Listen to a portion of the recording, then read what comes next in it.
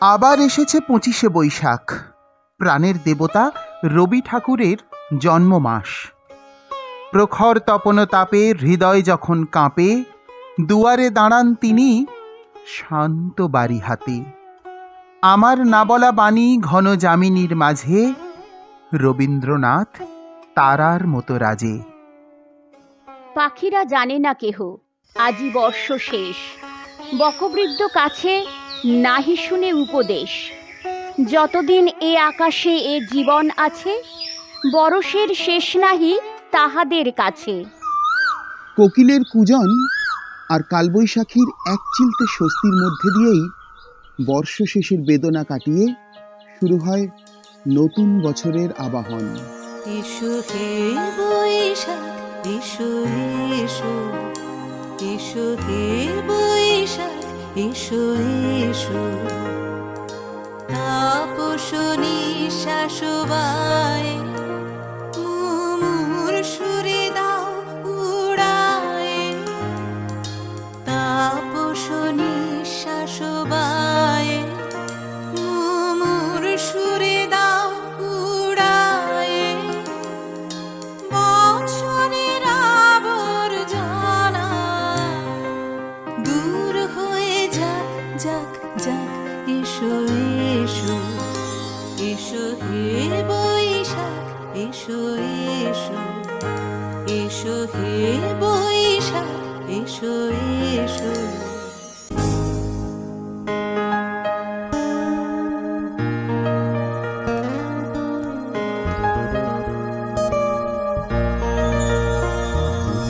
মুছে যাক গ্লানি, ঘুচে যাক জরা, অগ্নি স্নানে শুচি হোক ধরা। মুছে যাক গ্লানি, ঘুচে যাক জরা, অগ্নি স্নানে শুচি হোক ধরা। রসের আবেশ রাশি শুষ্ক করি দাও আসি। রসের আবেশ রাশি শুষ্ক করি দাও আসি। আনো আনো আনো তব প্রলয়ের শাখ। আনো আনো আনো তব প্রলয়ের শাখ। মায়ার গুচ্ছটি যাক যাক দূরে যাক যাক যাক। এসো এসো, এসো হে বৈশাখ, এসো এসো, এসো হে বৈশাখ, এসো এসো। বাঙালির মননে স্বপনে জাগরণে প্রতিটি মনের আঙিনায় বৈশাখ মানেই রবি মাস, কবি মাস। তীব্র তাপদাহে পরিশ্রান্ত বাঙালির কাছে এক নতুন আশা, নতুন ভরসা, নতুন ভালোবাসা। নূতন দেখা দে কারবার, জন্মেরও প্রথম শুভক্ষণ। তোমারও প্রকাশ কুহেলিকা করে উদ্ঘাটন সূর্যের মতো। তোমারও প্রকাশ কুহেলিকা করে উদ্ঘাটন সূর্যের মতো। হে নূতন দেখা দি কারবার, জন্মেরও প্রথম শুভক্ষণ। বৈশাখ আসলেই এক শিশু মনের জাগরণের মাস। প্রতিটি বৈশাখেই জন্ম হয় নতুন বছরের।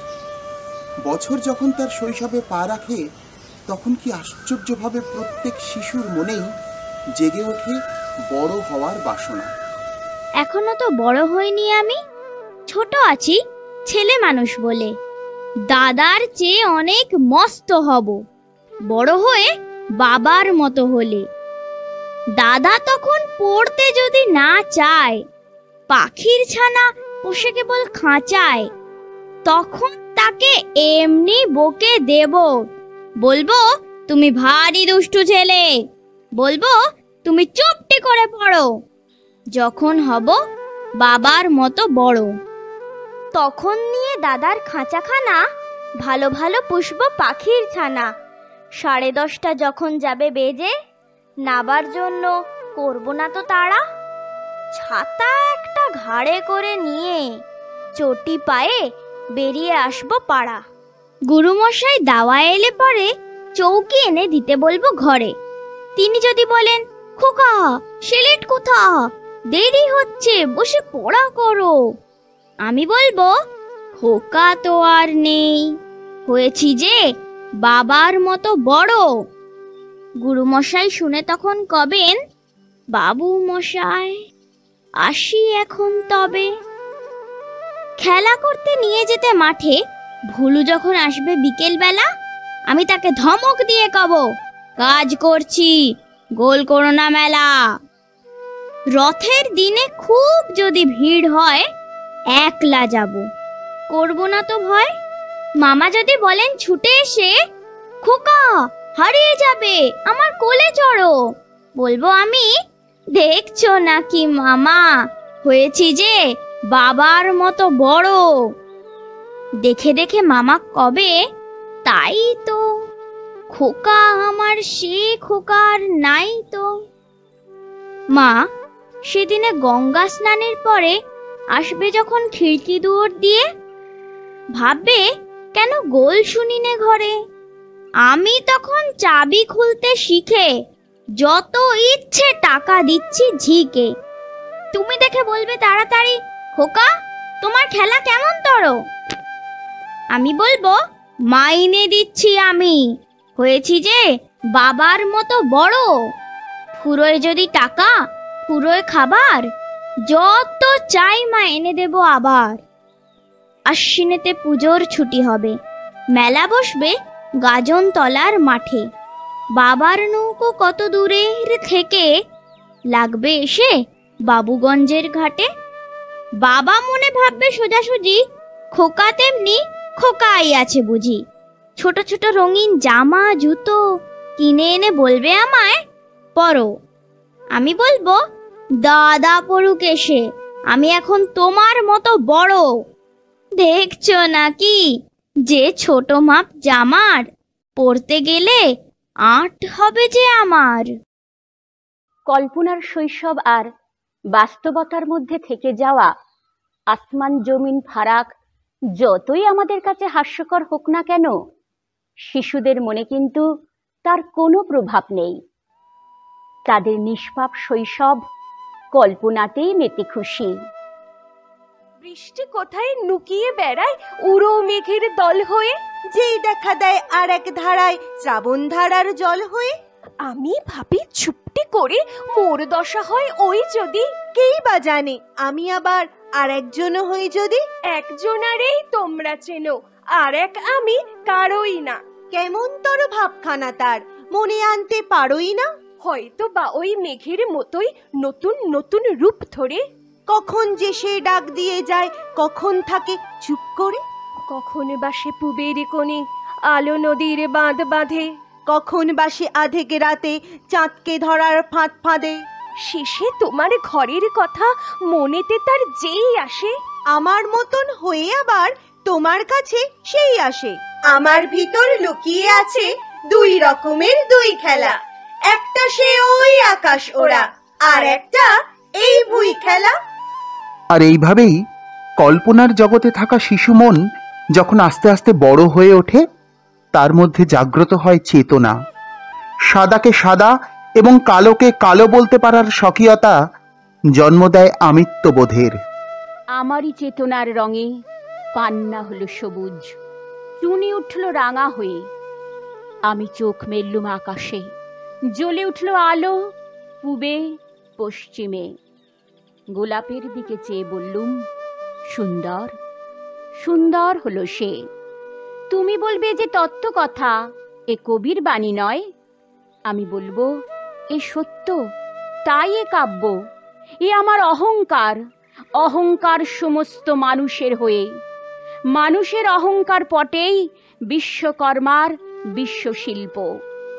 ওদিকে অসীম যিনি, তিনি স্বয়ং করেছেন সাধনা মানুষের সীমানায়, তাকেই বলে আমি। রবীন্দ্রনাথ শুধু এক বিশ্বকবির নাম নয়, এক ভালোবাসায় ভরা সহমর্মিতার নাম। নজরুল যখন কারাগারে আমৃত্যু অনশন করছেন তাঁর আনন্দময়ী এবং যুগবাণী লেখার অপরাধে তাকে 1 বছরের জন্য কারাবন্দী করার প্রতিবাদে, তখন রবীন্দ্রনাথের সেই 8 শব্দের Telegram. Give up hunger strike, our literature claims you. Rabindranath শুধু এক গীতিকার বা নাট্যকারের নাম নয়, এক নির্ভীক প্রতিবাদী স্বাধীনতা সংগ্রামীর নাম, যিনি এক লহমায় নাইটহুড উপাধি ত্যাগ করেন, যিনি নির্দ্বিধায় বলতে পারেন, মনিহার আমায় নাহি সাজে, এরে পড়তে গেলে লাগে, এরে ছিঁড়তে গেলে বাজে, এ মনিহার আমায় নাহি সাজে।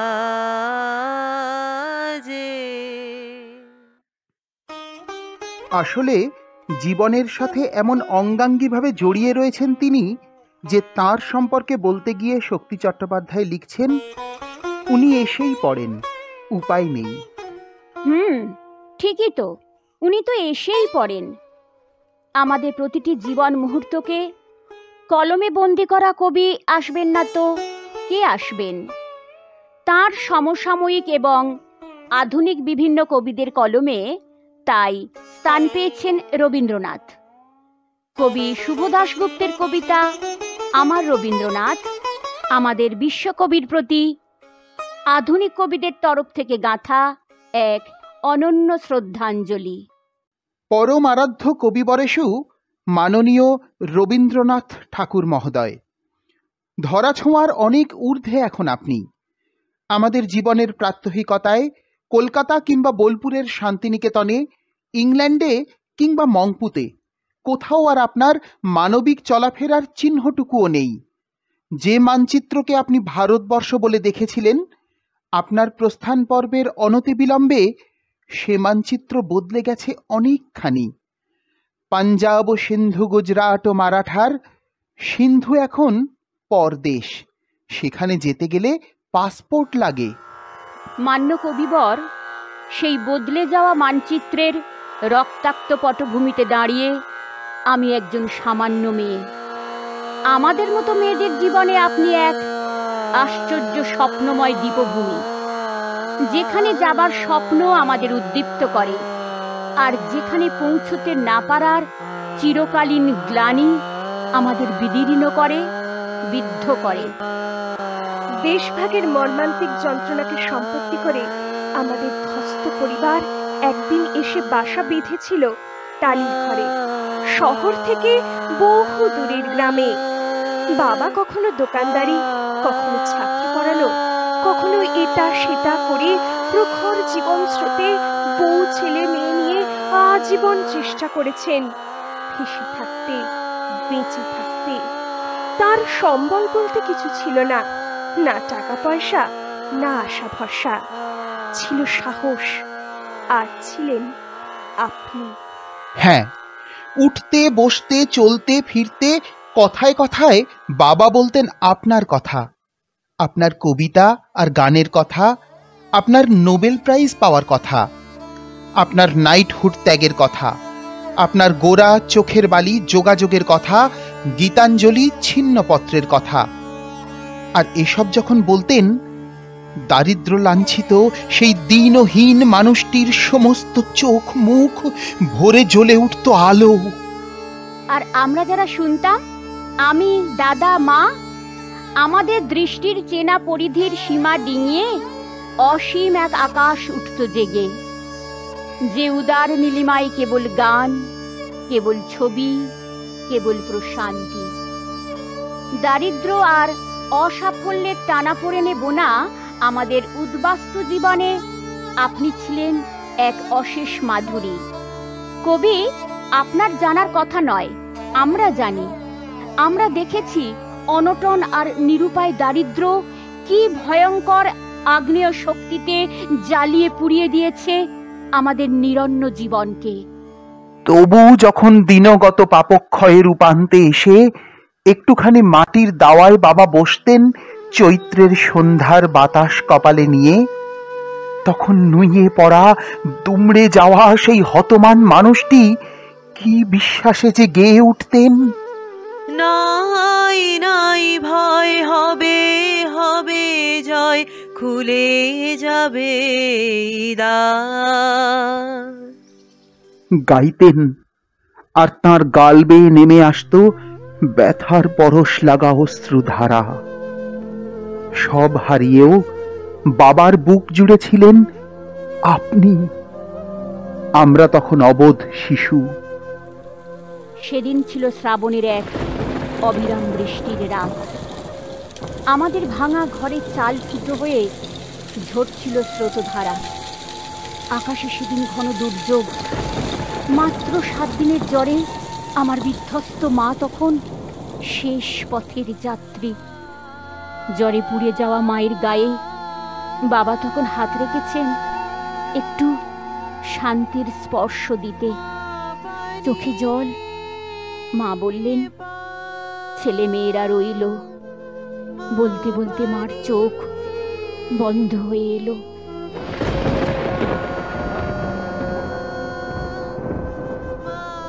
বাজ পড়ল কাছেই কোথাও। তীব্র আলোর ঝলক তুলে ঘরের প্রদীপ গেল নিভে। তারপর অন্ধকার। প্রবল বর্ষণে ভেসে যাচ্ছে সবুজ গ্রাম। হু হু করে বইছে ঝোড়ো মাতাল হাওয়া। তখন সেই শ্মশান লগ্নে বাবা কাঁদছেন আর মৃদু স্বরে আবৃত্তি করছেন, শেষ স্পর্শ নিয়ে যাব যবে ধরণীর, বলে যাব তোমার ধুলির তিলক পরেছি ভালে। দেখেছি নিত্যের জ্যোতি দুর্যোগের মায়ার আড়ালে, সত্যের আনন্দ রূপ এ ধুলিতে নিয়েছে মূরতি। এই জেনে ধুলায় রাখিনু প্রণতি। স্বাধীন ভারতবর্ষের মাটিতে অন্যরকম হাওয়া বাতাসে বড় হতে হতে আমার দুরন্ত দামাল দাদা জীবনযুদ্ধে নিজেকে জড়িয়ে নিয়েছিল অল্প বয়স থেকেই। দাদা আমার নির্ভীক কণ্ঠে গাইত গান, আপনারই গান। সারাদিন হাড় ভাঙা পরিশ্রমের পরে ঘরে ফিরে দাদা এক একদিন আমায় শোনাতে চাইতো আপনার কবিতা। দৃপ্ত হিরণময় কণ্ঠে সে আবৃত্তি করত, হে সুন্দরী বসুন্ধরে, তোমা পানে চেয়ে কতবার প্রাণ মোর উঠিয়াছে গেয়ে। খিদিরপুরের এক কারখানায় দাদার সামান্য চাকরি। শিক্ষিত এক স্বাধীন ভারতীয় যুবক, কাজ না পেয়ে দুমুঠো ভাতের আশায় হাতুড়ি পেটাতো গনগনে বয়লারের সামনে দাঁড়িয়ে। ঘামে ভিজে যেত তার শরীর। তবু যখন সে মানি অর্ডার পাঠাতো, চিলতে একটুখানি জায়গাতেও সে লিখত, বোন গানটা ছাড়িস না। গান আমার হয়নি কবি, আসলে বেঁচে থাকাটাই হলো না ঠিকভাবে। এখনো ছাত্র পড়াই, টিমটিম করে জ্বলে কেরোসিনের সান্ধ্য আলো। জীবন ছুটে চলেছে তার আধুনিক প্রগতির গাড়িতে চেপে। আমরা পড়ে রয়েছি বহুদূর পথের পাশে উপেক্ষায়। 25শে বৈশাখ আর 22শে শ্রাবণে শহরে শহরে কত গান, কত কবিতা, কত নৃত্যনাট্য। বড়লোকের সুসজ্জিত ড্রয়িং রুমের ঝকঝকে আলমারিতে আপনার অমূল্য রচনা সম্ভার। তবু কবি, কেন জানি না বারবার মনে হয় ওই বৈভবের হাজার দুয়ারিতে আপনি নেই। আপনি আছেন এইখানে, এই মর্ত মাটির একেবারে কাছে। সবুজে শ্যামলে ধুলোতে মাটিতে, এই শীর্ণ স্রোতা নদীর ঢেউয়ে, এই ভাঙা ঘরের দরিদ্র সকালে, এই ঝোপঝাড়ের জোনাকি ভরা অনাড়ম্বর সন্ধ্যায়। 10 বছর কারখানা বন্ধ থাকার নিদারুণ যন্ত্রণায় দুমড়ে মুচড়ে ভেঙে গিয়েছিল আমার দাদার সব স্বপ্ন। ধীরে অথচ অনিবার্যভাবে দাদা এগিয়ে গিয়েছিল আত্মহননের পথে। কলকাতা থেকে যখন দাদার মৃত্যুর সংবাদ এলো, ছুটে গিয়েছিলাম সেখানে। গঙ্গার তীরবর্তী শ্মশানে দাঁড়িয়ে হু হু করে কান্নায় ভেসে গিয়েছিল আমার বুক। একা, একেবারে একা মনে হয়েছিল নিজেকে সারা পৃথিবীতে। আর ঠিক আশ্চর্য গোধূলি লগ্নে প্রকৃতির সবটুকু মায়াকে সাক্ষী রেখে ওপারে দূরে বেজে উঠেছিল তোমার গান। ঘাসে ঘাসে পা ফেলেছি। অমনি আমার সমস্ত অন্ধকার, সমস্ত বেদনা, গ্লানি যেন কোথায় দূরে হারিয়ে যেতে লাগলো। জীবনের কি এক আশ্চর্য বিশ্বাস তখন এসে স্পর্শ করলো আমায়। হু হু করা সে সন্ধ্যায় মনে আছে কবি, বুকের গভীরতম অনুভব থেকে গেয়ে উঠেছিলাম, আমার সুর গলে পায় চরণ, আমি পাইনে তোমারে, দাঁড়িয়ে আছো তুমি আমার গানের পারে। কবি, আজও তুমি আছো, প্রতিদিন আছো এই হতভাগ্য দেশের অগণিত মানুষের চিন্তায়, চেতনায়। আছো প্রতিদিনের দুঃখ সুখের ধ্বস্ত দিনলিপিতে। 25শে বৈশাখ বা 22শে শ্রাবণের শহুরে আড়ম্বরে নয়, তুমি বেঁচে আছো, বেঁচে থাকবে চিরদিন, চিরকাল।